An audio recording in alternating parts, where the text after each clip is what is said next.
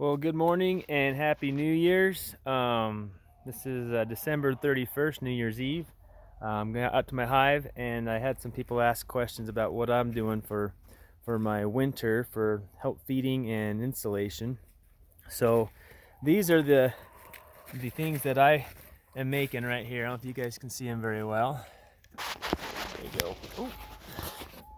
All right, so this is a insulation foam board that you get over at Home Depot for about 19 bucks for a sheet, and you can probably make about 9 of these feeders, or just leave it without the sugar. This is an 8x8 sugar brick that I made, just adding water to it just so it's clumpy, and then I put it in the microwave for about a minute until I got it all kind of warm, and then it all sticks together pretty solid, and they can eat off of that.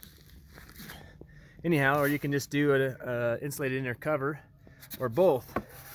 So the thing that I've learned so far is that when I have these insulated makeshift covers for it, they don't have the moisture that comes out on the top, and the droplets that rain down on your bees. And someone on YouTube, I forgot his name, I should have plugged his thing here, said that he did heating and air, and he says thermal shock's the reason why the droplets form there. And this stops that big thermal shock from the outside freezing temperatures to them where they're at 90 degrees inside.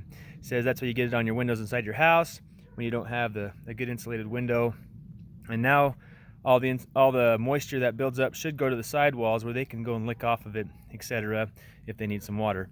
I've also, I don't know if you can see this, but it's got a little, not blurry there, there we go. I've hooked on a little entrance where they can get in and out for their top entrance when they need it. And so far I've noticed it do pretty good. So I've got about 14 hives that I am playing with. I've got some out in a farmer's property with alfalfa, and that other one's here at my house. And you can kind of see I've got even a moisture quilt on top of this one. And I have found that the foam board actually works better on keeping the moisture levels down by just having that. But I've still got these, so I'm using them, and that just to make sure. And this one right here is just the feeder board, and you can see I've got the normal cover. This one sits on top of it so that I can put that brick of sugar down in on it, and that way they can keep their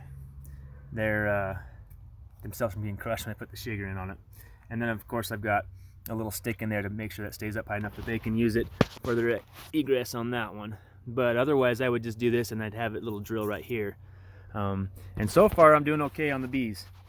Over here, I don't know if you can see, they've got some of the ones that have come out and did their little, not strong enough to get back to the hive and die off. But I've been reading online, and that's because they when they get ill and sick, that's what they tend to do, is they take off, and then they don't come back, and they die outside the hive and don't make a mess so much in the hive. Don't know if that's all the way true, but that's what I've been reading.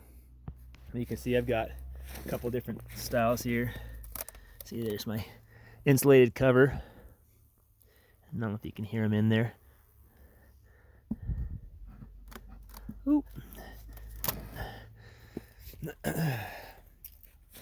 This one's a foam board here, and the same thing. This is actually made out of foam too, and right here. And then I've got my sugar, and then top thing, same up here. But I hope your guys' hives are doing well. But I thought I'd let you know what I'm doing, and it's so far been working out.